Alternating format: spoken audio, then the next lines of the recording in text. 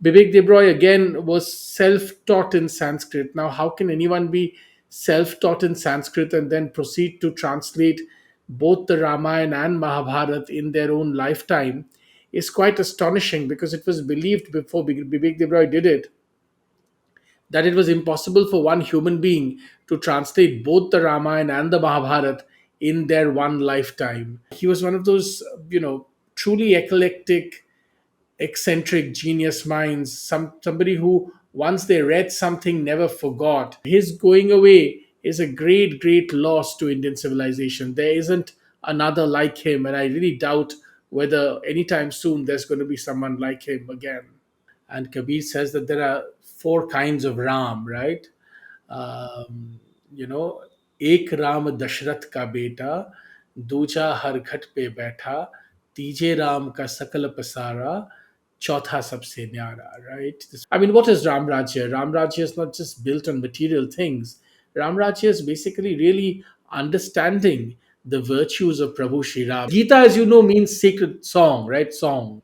Gita is to jo gaya jata hai, wo Gita hai. Like, it's a sacred song. And the Bhagavad Gita is the song of the Lord, so to speak, right? Then there is, like I said, Ashtavakra Gita is the song of Ashtavakra, so to speak. Well, Ashtavakra Gita is the most distilled form of the principles of Advaita Vedanta.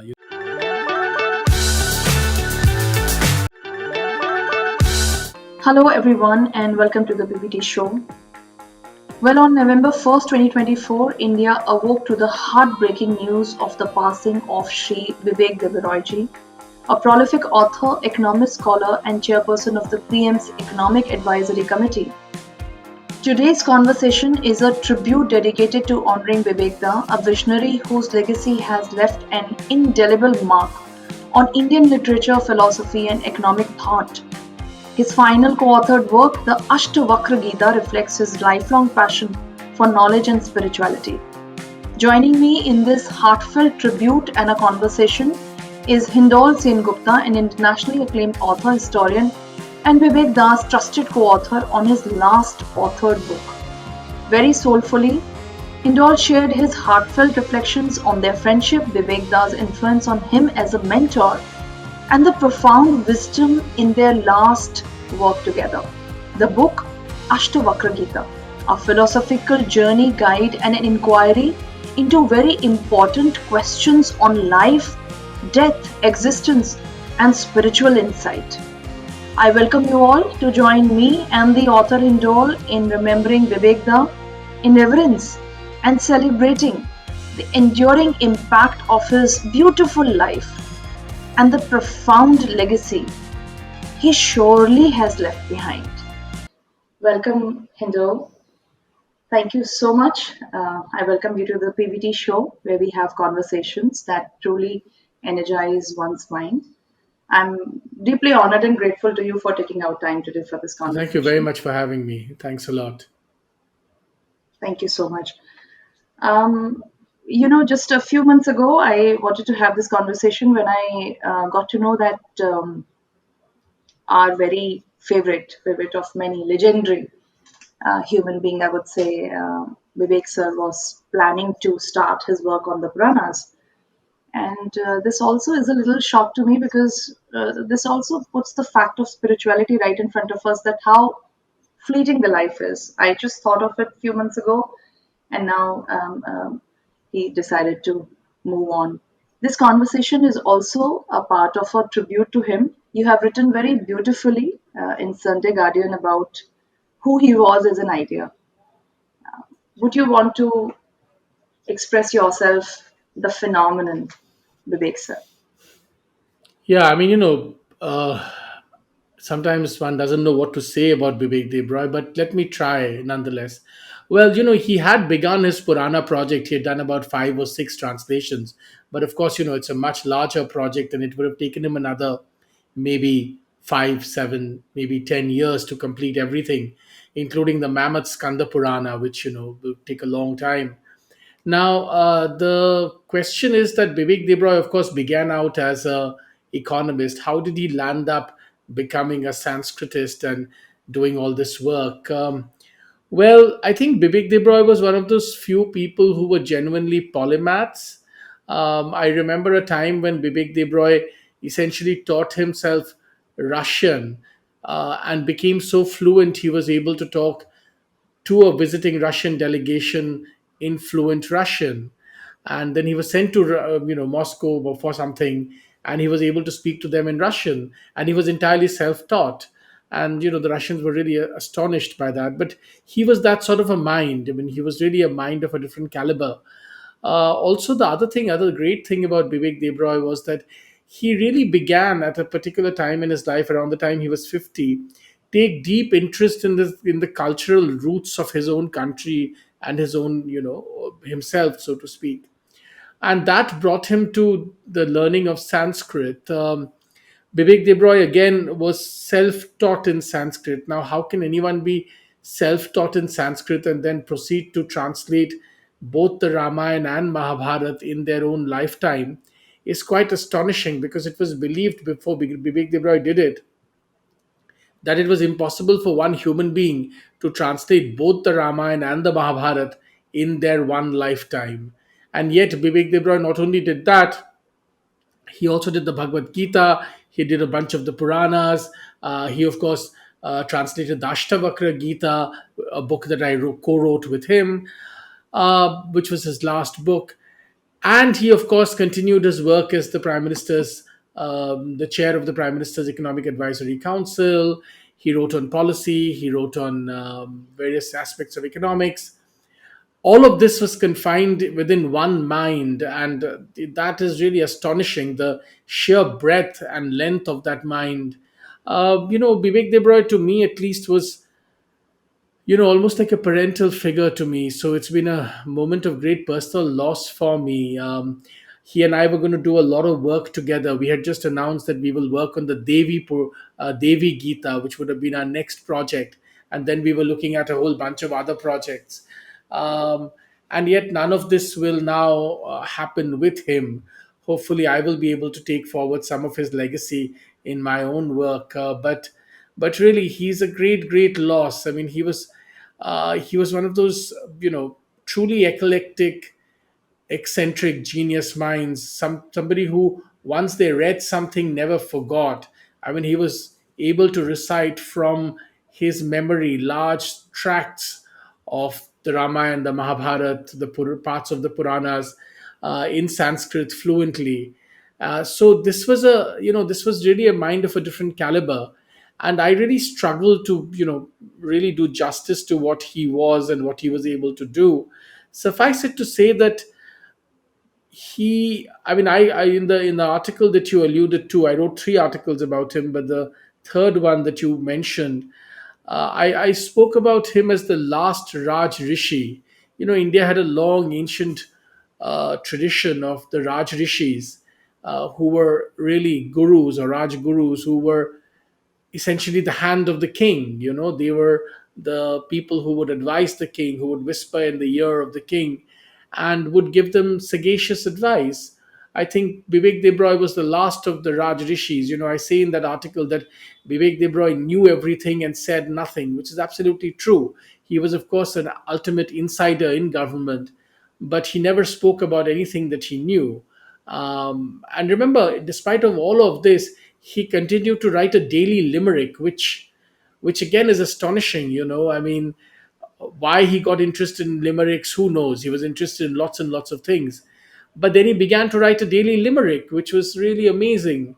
So, I personally learnt a lot from Vivek Debroy, and I wish he had been there at least, to finish his Puranas project.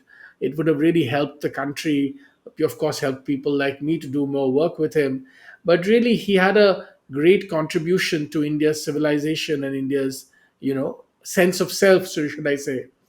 And his going away is a great loss to Indian civilization. There isn't another like him, and I really doubt whether anytime soon there's going to be someone like him again. You just said it. I don't think there can't be any kind of disagreement here. I would really want you to reflect on now that we are talking about him and remembering him. How was it to work with him? You're one of the co-authors with him. How does it feel that it's going to be down in the history lane that his last book was with you? And I believe you're a very special human being, of course, to be having this great honor, I would say, when it comes to Vivek. There is a story behind his name also. He was named after Vivekananda ji. And in Bengali, we say the V becomes the B. How was it working with him? How was he as a person? Would you want to have or share some anecdote with us? Yeah, so well, I was always a bit scared of Vivek Da, because he was just such a powerful mind, and always one was scared that one would make a mistake. But I think I really grew to know him at a very familiar level.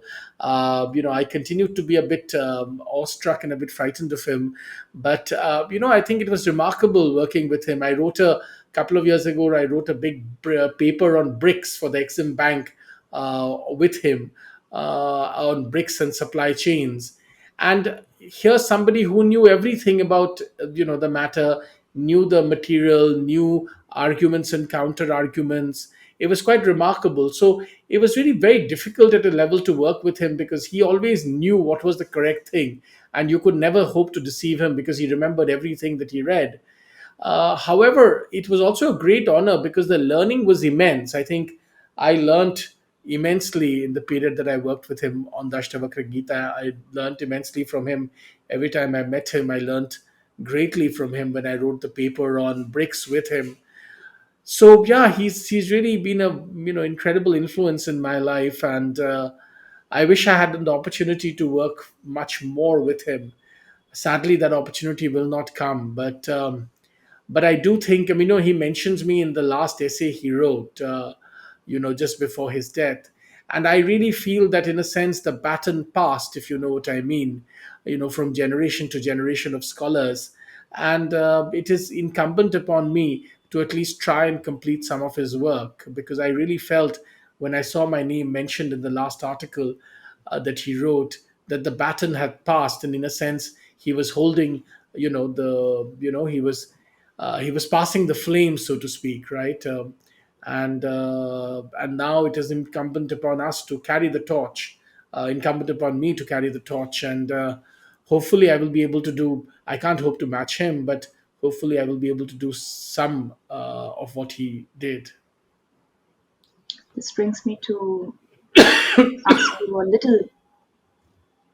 My apologies. Please, sorry if you feel that I am kind of getting into a No, space no, which don't could be worry. a little uncomfortable, but I am very tempted to ask you. Please. 30th of October was Diwali time, and I Yeah, clearly remember that 30th October night this year, 2024, was Pujo.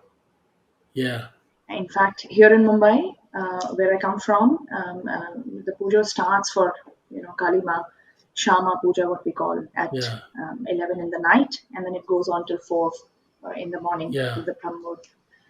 You think he passing on the light to you? He knew that at the spiritual level. Do you see some spark here? So He look, knew about it. it's an interesting question. He obviously passed away on a very sort of auspicious day, but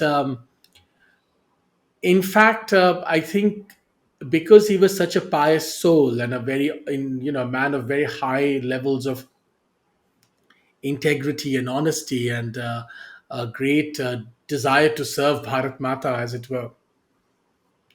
I think because he was such a, he was really like a pandit in the old classical sense, and he would do great pujas at his house, which, I was privileged to attend. And he knew the mantras, he knew how to do the pujas. It was quite incredible, you know, and very, very beautiful. So I think that he passed away on a day of such, holiness, as it were, does not surprise me, because he was really, that was his fundamental character. He was a deeply spiritual man. Um, and he was, of course, Bengali, and Kali Puja is very, very special to Bengalis. So yeah, I do think there is a significance to him passing away on a day which is so holy and pious and so spiritual and of such spiritual importance. And yeah, I mean, I saw it on that day. I saw when I first heard. I went to his house, and his wife told me about this article, and I saw it. And yeah, I mean, I felt that this was the passing of the torch, as it were. It was being handed down, so to speak. And I really felt that I should do something, and I will. We will see in what shape and form, but I certainly will. I'm sure. I'm sure we are very eagerly looking forward to that. Um, I want us to thank you so much for expressing yourself, and um, I'm very sure that when we remember in great reverence, it is also a kind of a meditation that we are doing with Him, with His soul and spirit. That's what I feel, and I am able to do this conversation. I feel very honored. It is said that life is a mental delusion. You yourself are very high. I when I looked at your profile, of course, the whole world knows about it. In my introduction, I have given a very detailed overview of your profile as well. How does the intersection of mind happens? Sometimes do you think life, first of all, is a mental delusion? Let me begin with that as a question to you. Yeah, well, I mean, first, thank you very much. You're very kind. Thanks for the kind words. Um, I'm finding it a bit difficult to speak because you spoke so much about with me about Vivek Debroy that I'm feeling a bit overwhelmed. But let's take the other question you're asking. Is life really a great delusion? Yes and no, right? I mean, yes, if you look at it from, say, the perspective of Advaita Vedanta, uh, you know everything is a lie, everything is illusion, but from the Brahman, right? Brahma Satya Jagat Mithya, Jagat Mithya Brahma Satya, right? I mean, the world is an illusion, and only the Brahman is the truth. This is, of course, also the lesson of the Ashtavakra Gita, which talks about the great rope and snake example, right? That a lot of times, all that we see around us in the material world that engages us, including causing us anxiety and fear and so on and so forth, and we think of it as snakes, actually are just merely ropes, and we are just deluded by this illusion. So to a degree, yes. And one of the great lessons to learn is that I don't think we have been taught that at the end of the day, at the end of your life and mine, and as everybody else's life, there will be a moment when we will give up this body and move into the other, whatever awaits in the hereafter for us, right? Now, the great monks teach us that if you go to a particular level of consciousness, death is just opening a door and entering another room. But very few people come to that level of consciousness where death feels like that, right? That you open a door and you enter another room. For most of us, death is so replete with a sense of loss, a sense of despair, a sense of fear, a sense of anxiety, a sense of holding on and clutching on.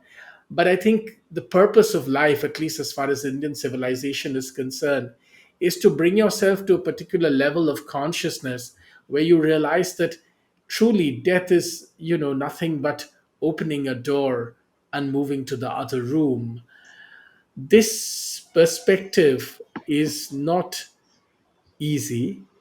I don't even need to say that most people realize that it's not easy, but it's not even impossible. Some people feel that it's impossible, we will always identify with the body.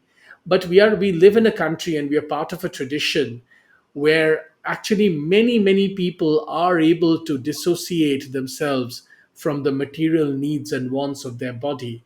Now, that doesn't mean you don't do good work, that doesn't mean you don't eat good food, that doesn't mean you don't experience good things. But the point here is, how attached are you to that? How attached are Yeah. you to the idea that you must lead a certain kind of life? How attached are you to your successes, and what do they mean? Because remember, when you finally come to that point when you have to leave this world, as it were, or at least this material world, none of those possessions, none of the claim, none of the fame, none of the awards, none of the houses and cars and yachts and planes or whatever else that you possess, gold and silver and what have you, none of this is really going to impact in that moment at all. It has no meaning. You will realize in that moment how meaningless all of this is. And yet human beings don't realize this. Now, this again, I repeat, this doesn't mean you should not wear nice clothes or you shouldn't have a nice car. The question is, how attached are you or yourself or your integral self to those possessions? Are you defined by the house that you live in? Are you defined by the car that you drive? Are you defined by the gemstones that you own and the jewelry that you own or the stocks that you own or whatever?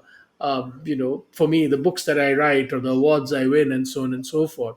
If we are deeply attached to it, then there is a problem. There's always going to be a problem. Being attached to this is fundamentally a big problem and a big challenge. And it's only when you give up that attachment that you'll come to a point which is closer to that point where you'll realize that, number one, all consciousness is really one. And number two, death is nothing. Death is opening a door and going to the other room. In fact, death impedes and hurts people who remain behind, because the person who goes is gone. They have gone Yeah. into the light, as it were, right? um, Many people who have had near death experiences, one common thing that they always talk about is that they saw a sort of tunnel, and at the end of it there was streaming light, right?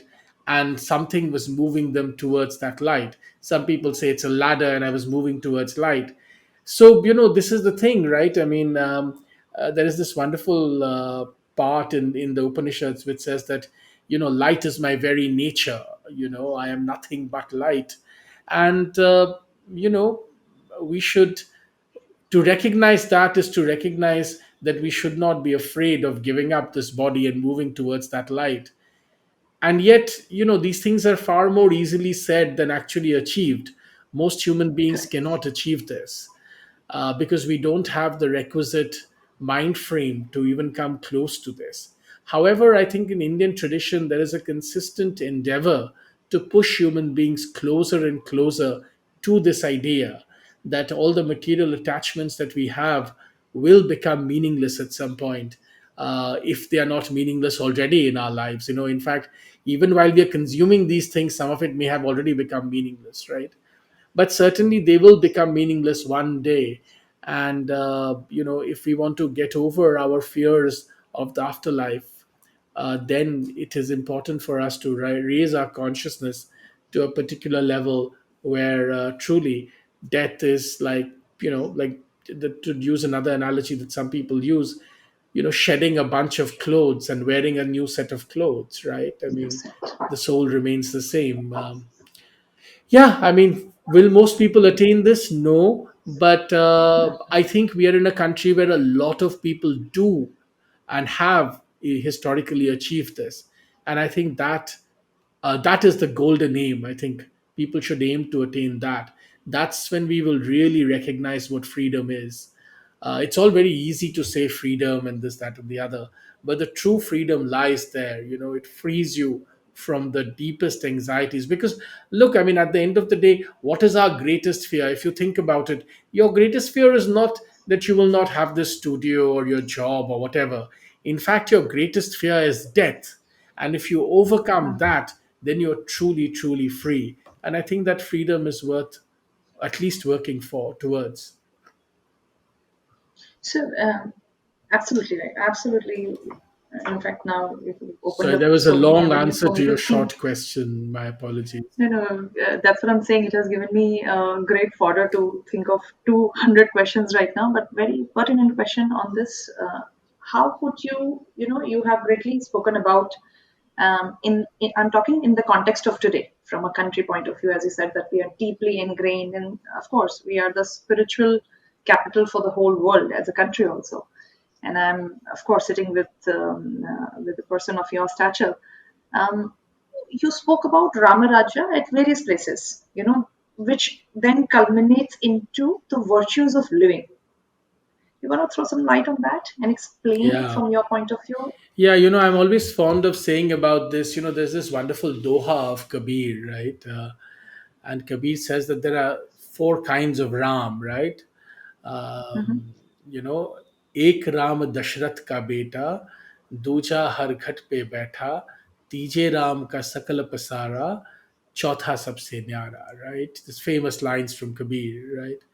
Now, we think of Ram Rajya and Ram as an identity, as an idea, in one limited way. So that's why Kabir says, Ek Ram Dashrath ka beta. The Ram that you think of is the son of Dashrath, and you're sort of confining his entity, as it were, within that domain, that he's a prince, he's the heir to the throne, and so on and so forth. He's the son of Raja Dashrath, and so on and so forth. The king of Ayodhya, the prince of Ayodhya, and so on and so forth. But that's only one part. That's Ram at the level of one, level one Ram, so to speak, right? So एक राम दशरथ का बेटा, दूजा हर घट पे बैठा, आपके घर पे, मेरे घर पे, in every home, in every ghat, as it were, in every chaukhut, there is Ram. There is Ram in every household. There is Ram in every altar, so to speak, right? There is Ram wherever prayers are being said, in every ghat, in every chaukhut, in every altar, in every mandir.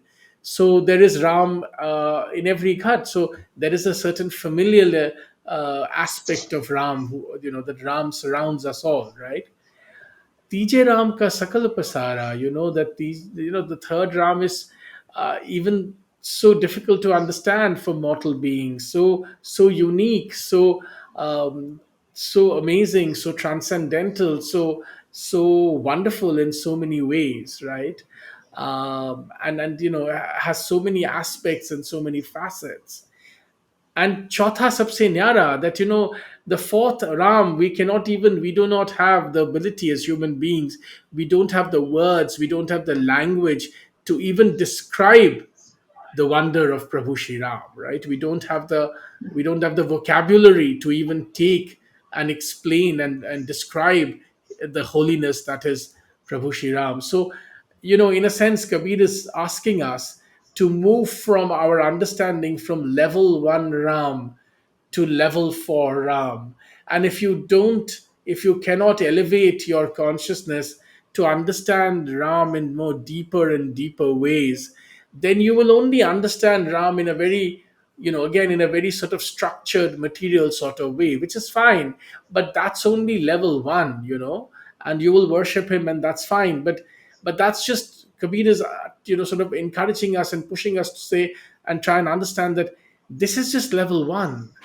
There are many deeper and many higher ways of understanding Ram, in ways and manners that you may have never understood him before, right? and Absolutely. uh, and I think that's the journey of Ram Rajya. Ram Rajya begins with, I gave this speech at a college once where I spoke about this, that Ram Rajya begins with, of course, a sort of well-defined welfare state. No one is unhappy. Nobody goes to bed hungry in Ram Rajya. And there is no chaukhut, there is no angan where, you know Tulsi Mata is not worshipped in Ram Rajya, or a diya is not lit every evening in Ram Rajya, or there is no ghee in the kitchen in Ram Rajya, so to speak, right?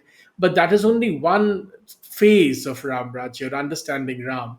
But true Ram Rajya only comes when you truly understand that perhaps as human beings, not only is Ram everywhere, but we do not even have the capabilities, and therefore we should showcase humility, that we don't have the capability to even उनका जो वर्णन है, as it were, we don't even have the ability to really describe the glory of Prabhu Shri Ram.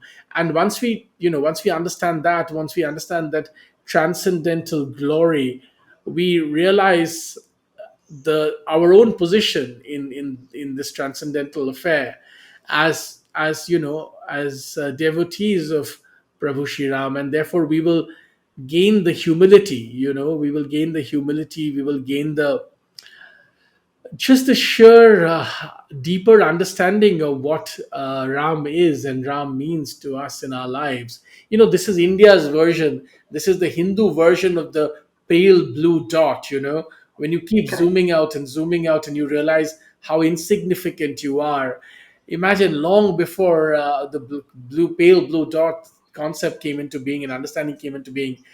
Kabir is telling us to do exactly that. You keep zooming out from the understanding, zooming out the understanding of Prabhu Shiram, until you come to a point where you realize that, well, I'm actually too humble even to really, what can I do but just praise him and worship him, because I do not have the ability, I do not have the necessary qualifications to even try to begin to describe him, you know True. and that's incredible, right? In the Bhagavad Gita, Krishna tells Arjuna that, many many lives you and I have led, I remember them all but you cannot, right?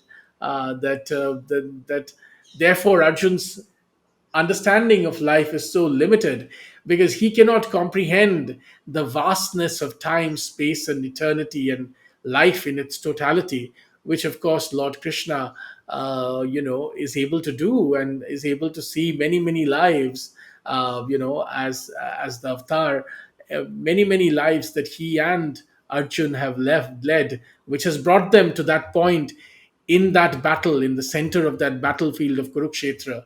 And only if Arjun could see the Lord in all its glory, his glory, and understand the many, many lives that has already been led, that has brought him to that point, he would not have the fears he does, right?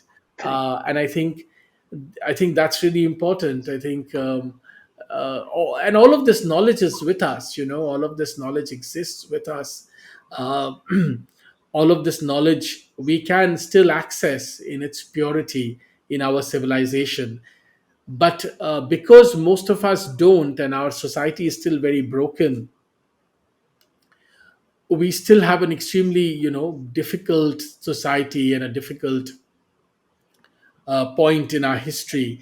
But I think if more and more people began to understand nuances like this, I think we would truly move towards Ram Rajya. Because Ram Rajya is, I mean, what is Ram Rajya? Ram Rajya is not just built on material things.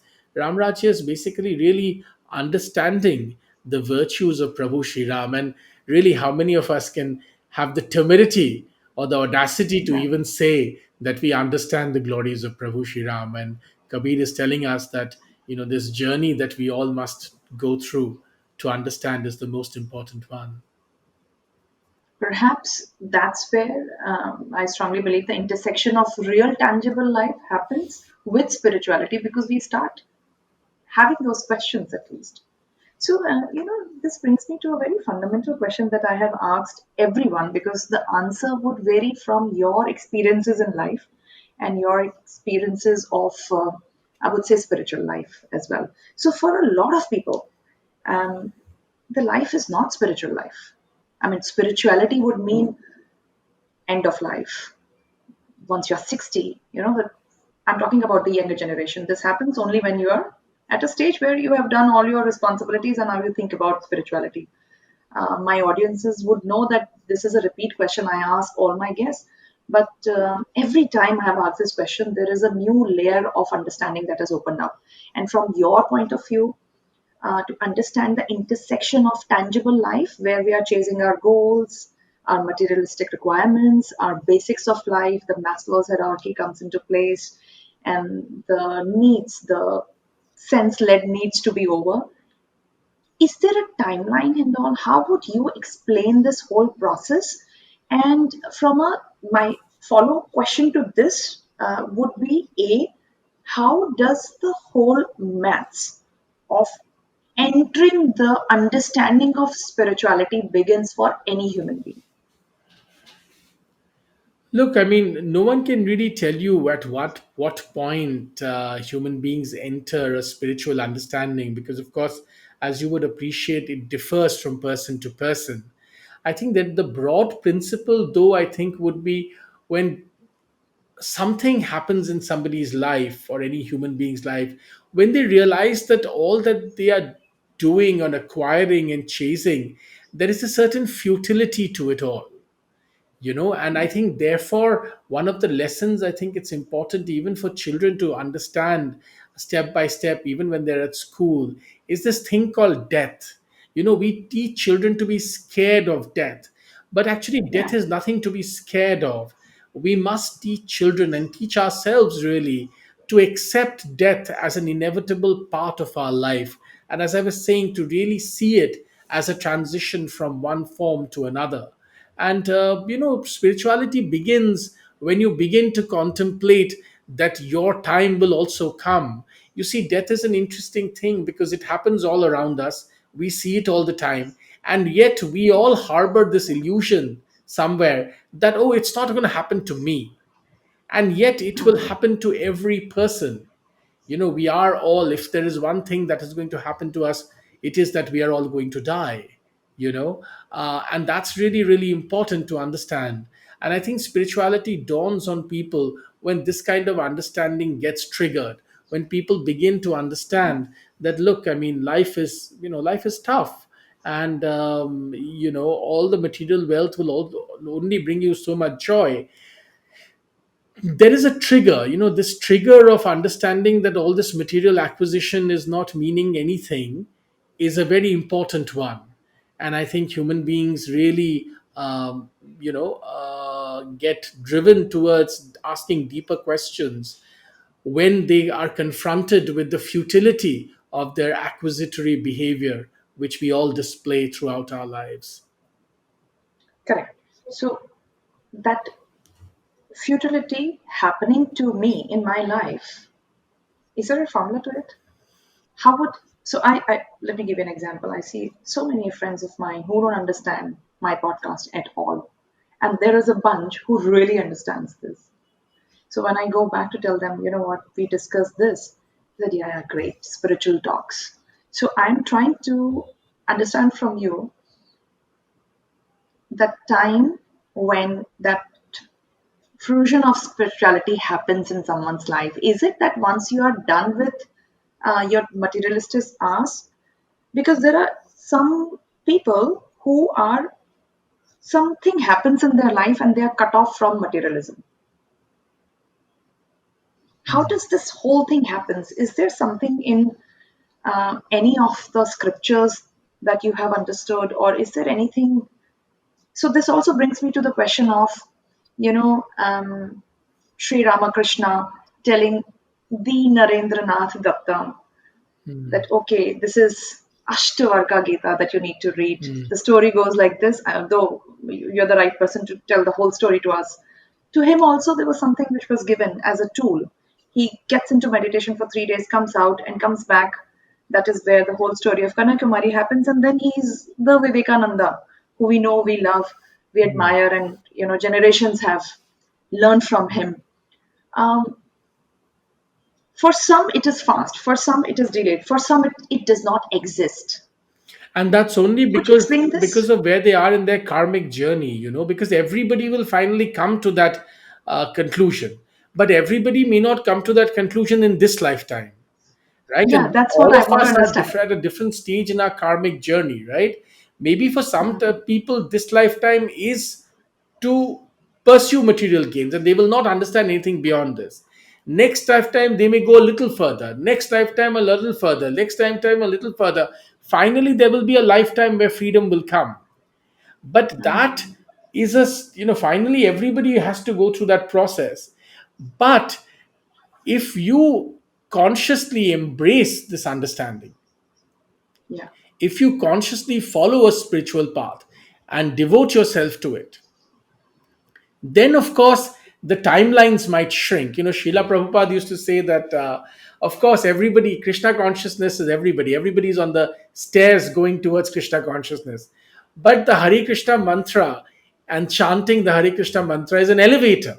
You know, you Yeah. get into an elevator and you go faster towards Krishna, right? Which I think is a wonderful thing to say, right? I mean, yes, everybody's on the path, everybody's on the stairs, and it's a long journey.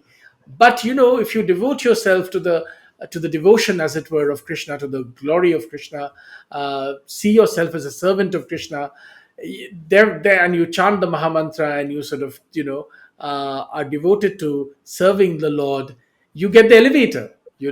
Your consciousness gets elevated. I mean, that's a fun, interesting way of saying essentially your consciousness gets elevated. It's a bit like when you neuro map the brains of monks, you realize that they feel the same thing that you and I do. They feel anger and desire and irritation and envy and lust and whatever, right?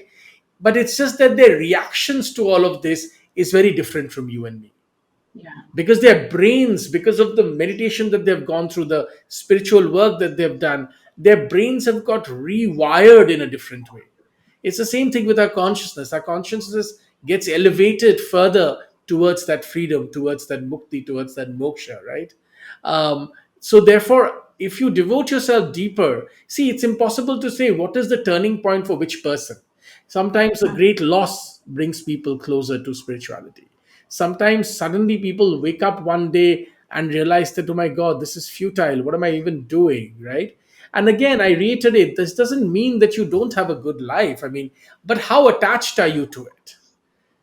Is it really, does it define you? Is that what it makes your identity? If that's true, then that becomes very difficult. Right.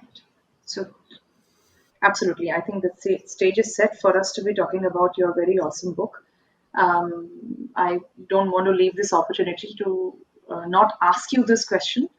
Vivek Da also mentioned in one of his interviews that you decided to do this book and co-author with him in a lit fest. Yeah, at Would you Goa. want to throw some light? How did this happen? Yeah. And why, out of 200, 300 various renditions and translations that are available for Bhagavad Gita, it's such a text that can be Worked decoded. with the Ashtavakra Gita, not the Bhagavad Gita. Yes. So Ashtavakra So, Gita, actually, there aren't that many translations.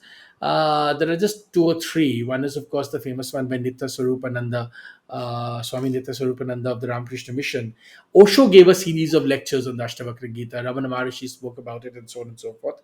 But there was a need for a more, concurrent scholarly translation and reflections on the Ashtavakra Gita, which is what we have done. I think that was very, very important and urgent, right? And I think we sort of produced that. Yes, we were at a lit fest in Goa, and he was actually launching my book on Srila Prabhupada, Sing, Dance, and Pray. And we were just sitting down to have dinner, and we got talking. There was him, his wife, me, and we were all talking to each other. And yeah, we were talking about what are we working on next. And he asked me that, what are you working on? And I said, the Ashtavakra Gita. And I said, look, I mean, because you've done such brilliant translations, have you considered working on the Ashtavakra Gita? And in fact, he wrote in his book called Bhagavad Gita for millennials, that one of the books that he wants to work on is the Ashtavakra Gita. And I said, well, why don't we do it together?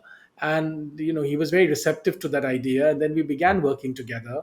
And yeah, I mean, it was a great so experience. for general understanding, the Bhagavad Gita has several renditions and different, Yeah, yeah. available.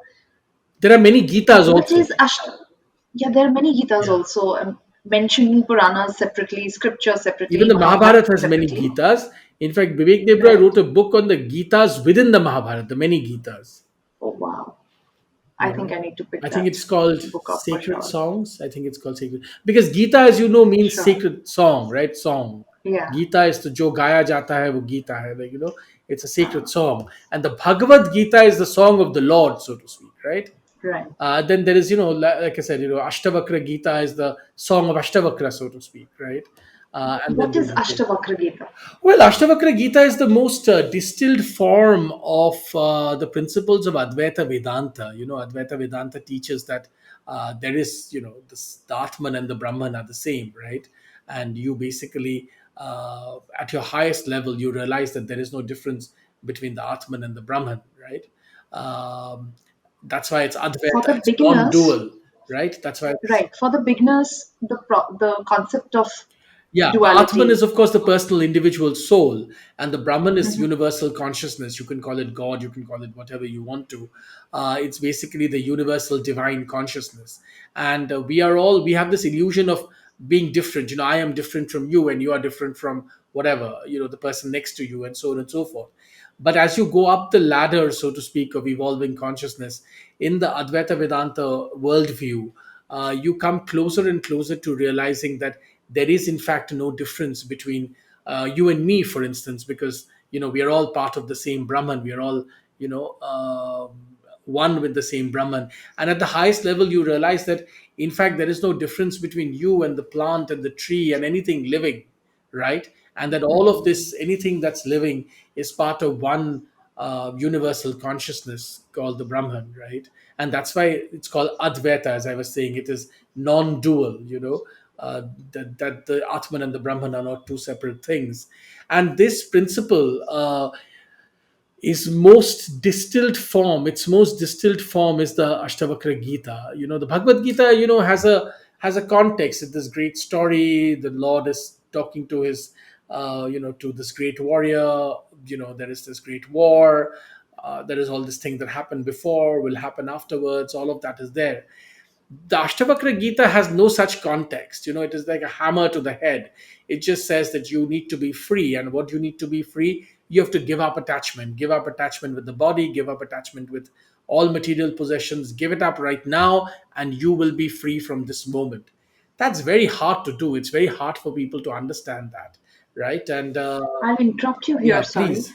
I first want to know, why were you attracted to this? What happened Yeah. in your life? Like you started thinking about Yeah. Ashtavakra Gita. Well, my father was very, very unwell when I began reading the Ashtavakra Gita again and again. And I write this in the book in detail, in the book that we wrote called Life, Death, and the Ashtavakra Gita, which today sounds, I mean, it's actually quite strange that we named this the book, right? I mean, we named the book Life, Death, and the Ashtavakra Gita. I mean, who knew that this life and death would come so close to us?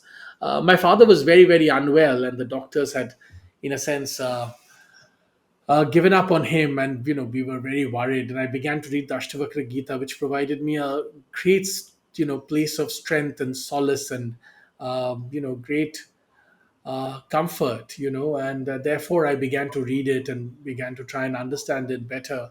And I began to write about it, on what it was making me feel, how I was responding to it, and so on and so forth, right? So yeah, I mean, this is one of the great things, that the Ashtavakra Gita provided me great solace at a time of great suffering, sadness, grief, and so on and so forth. And as luck would have it, look at the irony of life, right? I mean, that was the last book we wrote together, and Vivek Debroy's leaving his material body, so to speak, has been truly crushing for me. So that book will always remain now in my mind and heart, and in my canopy of work, so to speak. Yeah, one of those seminal things that will always be very, very special to me. I'm sure. If somebody had to pick up that book today, what they should expect out of it. I think what you should expect out of it is that Vivek Debroy, the first part of the book is this beautiful translation by Vivek Debroy. It will really help you understand in very lucid, simple terms what the Ashtavakra Gita says. And then there is a portion written by me which reflects on the Ashtavakra Gita, on how it impacted me. Because, I always think to myself that there's no point in reading these books if they have no impact in our own lives. I mean, sure, Correct. Vivekananda said these wonderful things, but what does it mean for me in my imperfect life today?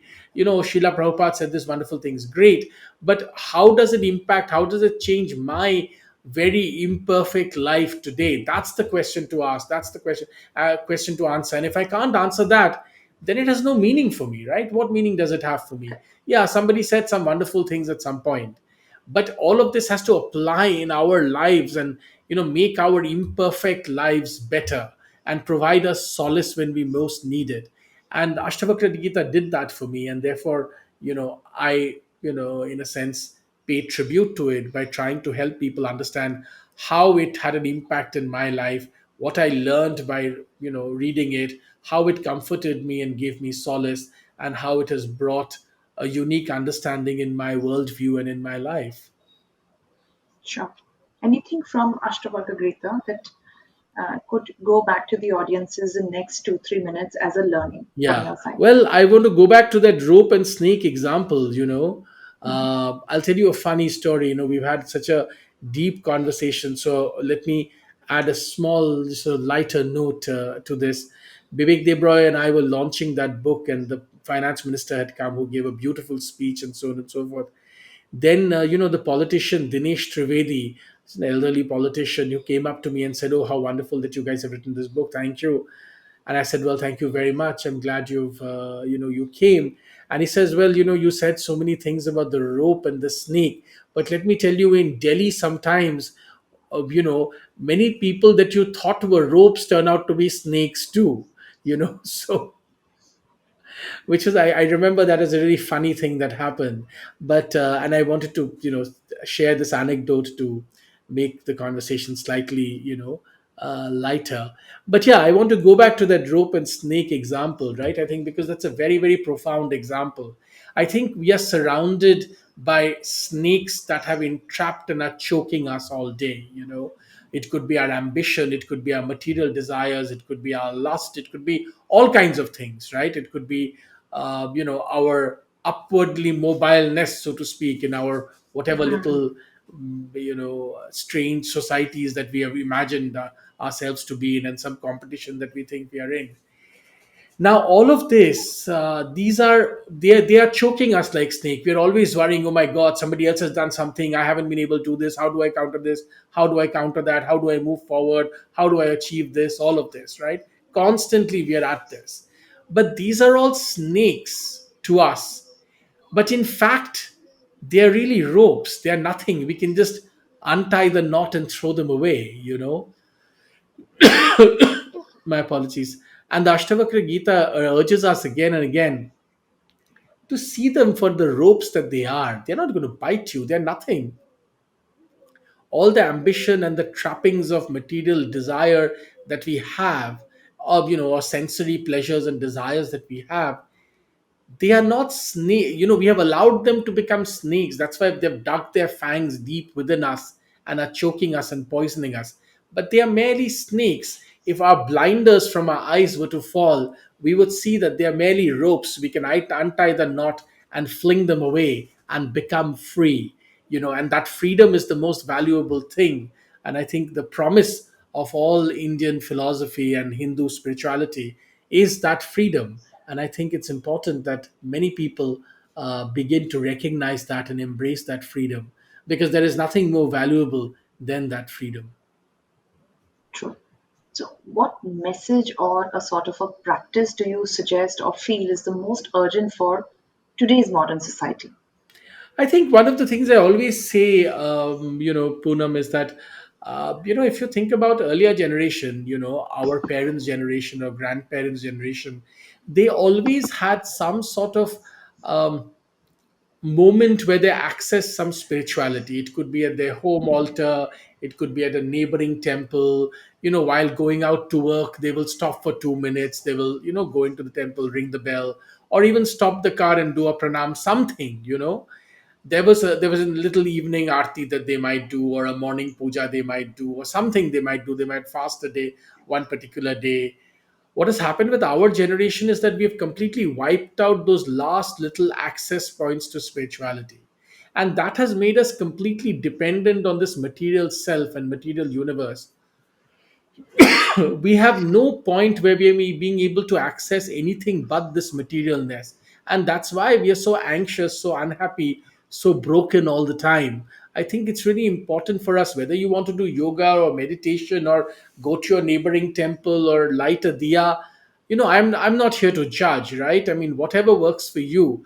But we must create spaces, whether you just want to sit in silence, and just focus on your breath, whatever works for you. But we must create those spaces where we access some spirituality in our life, because by cutting ourselves completely from spirituality, we have really made our lives toxic. And I think we must return to creating some safe space, so to speak, for spirituality in our life. To a very young modern girl or a guy today who, as you rightly said, definitely have distanced themselves or they never had the thought that spirituality could also be a part of their life. Say, for example, a 20-year-old young person in today's day and age, even the 20-year-olds have achieved such material successes. There are umpteen examples from the business world. I won't go on telling the names because everyone knows about them. Um, when they are at the peak of material strength. But when they come back home, they are broken people. Most of them. There are several stories of very, very successful CEOs who are broken today after achieving that level of success because now the anxiety of losing that status, as you rightly said, you began talking about the state of attachment. what would be your spiritual message? Like, how, if you were to decode spirituality into a modern word in the modern world that becomes more acceptable to the younger generation, how would you decode that? Find silence. I think we are in a world where every moment, human beings cannot sit for a moment in silence. That's why you'll realize, Right, even when the spaces that are there, when they're exercising or when they're doing yoga or something, they stick something in their ear so that the noise continues incessantly. It's almost like human beings are scared of being alone with their own thoughts. I think the one basic thing is to sit in silence, even for a minute or two to begin with, and don't think of anything. I think that is the very first step towards developing any sort of inner life. You must have the ability to, even for a moment, sit in silence and not fill your world with noise all the time. But let me say this. Actually, I see a lot of young people being more interested today than people in their 40s, 50s, 60s. I actually think a lot of people, younger people, are very interested because they've seen in their parents' generation, and people slightly older than them, and so on and so forth, how toxic the world can be. So I think they are really far more conscious. I think it's your generation and mine, which is in a sense the last generation, which didn't pay much attention to this and are perhaps only paying attention now. But I think younger people in their 20s, are far more aware. right. No, I agree, absolutely. In fact, if I look at so the friends that I gave example of who are chasing the material world right now, who would say that this is for 60 plus kind of a thing, is actually from our Yeah, generation. We are yeah, millennials sitting here. And if I look at my own channel steps in the statistics, I can clearly see that either there are two segments that are very active on such conversation. One would be like actually 50 plus or whatever, and one would be very young yeah. generation. Quite right. So I have also seen some numbers like 13 plus or 15 plus, Yeah, and I'm like, being very this interested. person, this sect is spending so Yeah, much of time understanding what? Because somewhere I think that that's what we say, the disruption, yeah. the manthan is happening Quite right. possibly in the world. Yeah, And quite right. your last note on this beautiful book, Ashtavakra Gita, Yeah, if not really, if I really want that after this conversation, wherever it reaches, people should pick up this book and rejoice it, learn from it. Anything in, just to wrap the whole thing from an economic point of view, India point of view, and this book, how do you see the intersection in your own life, and why this book should be read by everyone? well, look, I mean, I'm not going to force a economic connection, because really there isn't an economic connection, apart from the fact that any idea of prosperity should first begin with your own personal prosperity. There's no point in having five luxury cars and whatever chandelier laden homes if you yourself at a very personal level are deeply unhappy and miserable. Then none of that has any meaning, right? So, therefore, the Ashtavakra Gita is a great tool, and our book, Life, Death, and the Ashtavakra Gita, is a great, text to try and understand how to apply all of these things in your moment of greatest stress or anxiety or whatever it is that you're going through. And perhaps it'll help you understand, at a deeper level, what you truly want, not just what you are being, taught to want, but what you truly want. I'm sure. I'm sure this will really help people to understand. And also, just to open up the door, I think a lot can happen if we just are open to open up the door. I agree. Thank you so much, Indol. Thank you. Thank you for your time. Thank you. I am very wanting to repeat this, that I'm honored to have this conversation. Thank you. This was just the beginning. I am going to start the process of finish reading the entire book, which I have just very recently started. And I would request your time again. With, I'm very sure I'll have several questions, and I'm sure the audiences will also have. Thank you. We look forward to see more of your work, as you have been chosen as a light to take the light ahead of Vivek sir also. And his blessings be with us, with you, with everyone around. And I Absolutely. hope good for everyone. Thank you so much, Thank you so Poonam. much. Thanks. Really appreciate it. Thank you so much. Thank you. Thank you.